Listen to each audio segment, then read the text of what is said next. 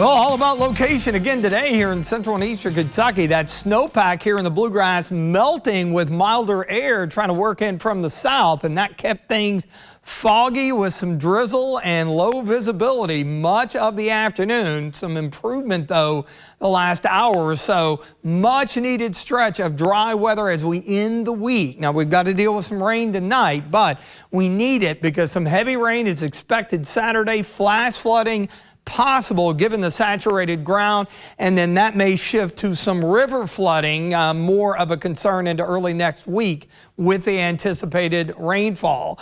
We had some showers earlier along the Kentucky-Virginia border here, those areas that don't really need it because that's a part of the state that saw essentially an all-rain event while we had the snow here in the bluegrass, but there is more down across central and southern Tennessee, eventually working northeastward into central and eastern Kentucky as that area of low pressure makes a run to the northeast, with the possibility of some flooding and already some high water issues from yesterday. We've got a flood watch southern southeastern Kentucky. Don't see this view very often. This is our Hickson-Funton cam up on our tower. There's the skyline of Lexington. In the distance, you can actually see some of the clouds in the foreground. A couple hours ago, couldn't see anything. The cloud deck was so low, so that is lifted. And our temperatures have lifted as well. Back around the lunch hour, we were 34, 35. We're now at 46.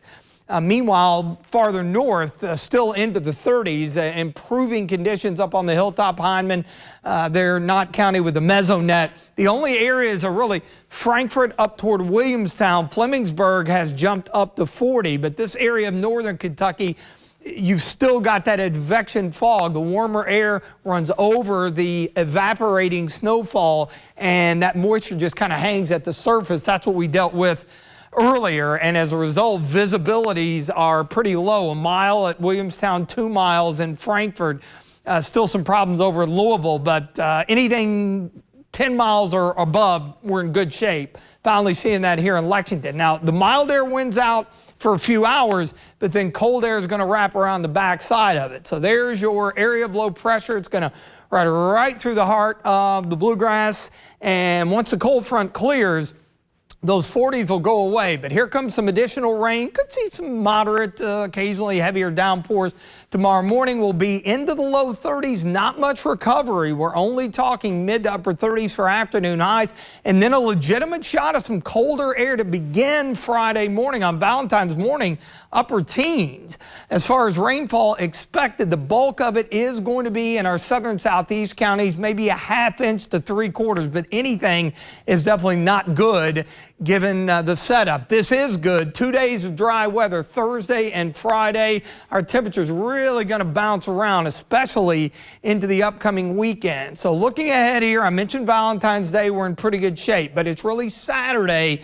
Look at several rounds running over the same area, moderate to heavy rainfall, and then a line of showers and storms may arrive late Saturday night into early Sunday. So that's going to be the concern for flash flooding. And then, of course, you've got a little bit of snow on the backside as we head into President's Day. Now, the flash flood risk, and this is 4 days out, 40% in red, much of the area. That means greater than a 40% chance at any given point within 25 miles of that area to have some flash flooding.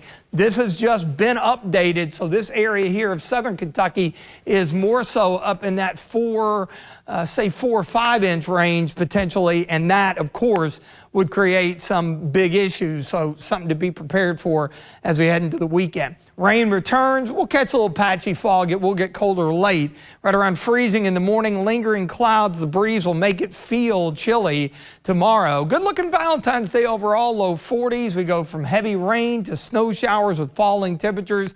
Chilly on President's Day, and we could see a few more snow showers this time next week.